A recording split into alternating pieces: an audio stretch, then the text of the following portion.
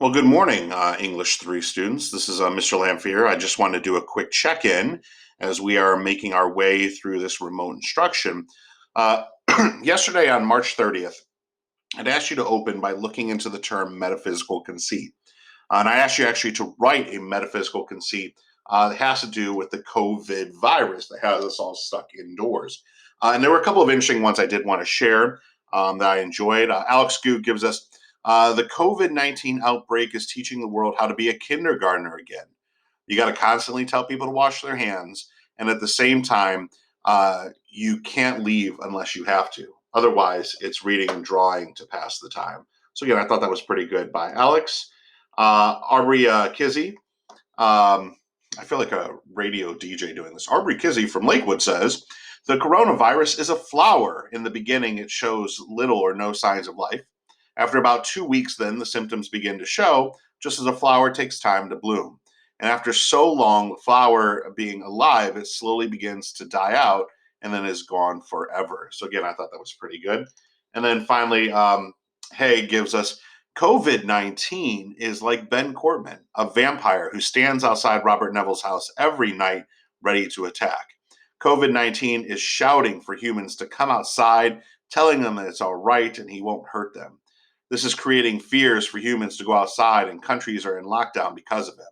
COVID-19 is a villain. He sucks up life and gives no mercy. So again, very well done, guys, as we're working our way through this unit. Just a couple reminders for this week. Today, which is Tuesday, March 31st, I'm asking you to continue. This week will be dedicated to reading some romantic poetry. This romantic poetry will help set up our unit of Mary Shelley's Frankenstein. I am asking you to read Andrew Marvell's To His Coy Mistress, which is a poem essentially about a man trying to proposition a woman and convince her to be intimate with him. And he uses some very interesting strategy.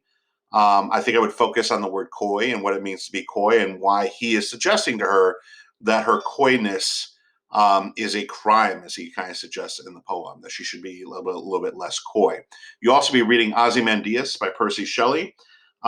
It's based on a historical event in the 1800s where a famous statue was found out in the desert by these European explorers, and they were bringing it back to London. And Percy Shelley and one of his friends decided that they were going to have a contest to write a poem about this statue to try to tell the statue's story.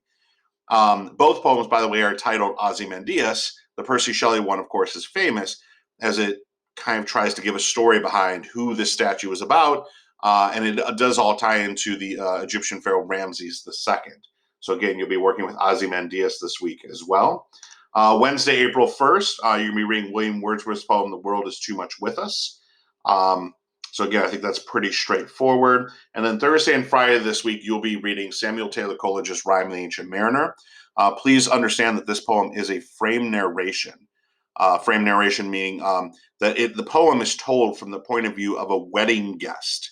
This is a young man on his way to a wedding, when all of a sudden, on the way to the wedding, he is stopped by this creepy old mariner dude, this guy who's been on the sea. He's got this long gray beard. And he stops this wedding guest and says, wait, stop. I have a story I have to tell you.